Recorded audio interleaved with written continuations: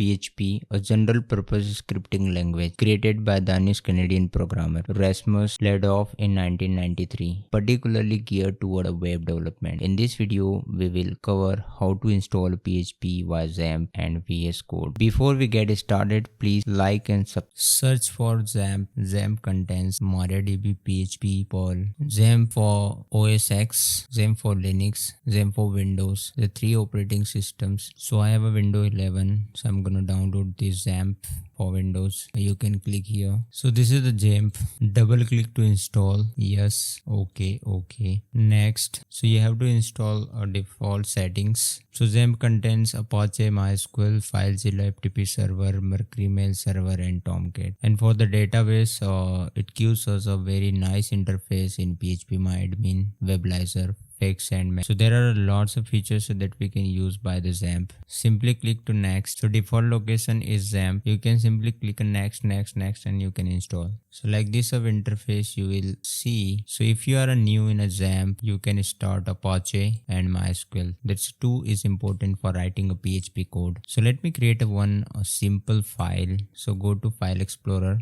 Then this PC, C drive, XAMPP, htdoc. So you can create a new folder or a project, test XAMPP, or any folder you can give a name of your project. And here you can create a PHP file, new text document, and index.php. Let's open, and this is opening PHP and closing brackets. Here we can write our PHP code, any functionality we can make. So let me just type hello echo word. You have to save this file, Ctrl S for save, then open a browser and type here a localhost / and your project name. So test XAMPP, and we have an index.php. Test XAMPP or index, automatically it will take. So this is the hello word. So very simple to start PHP programming by the XAMPP.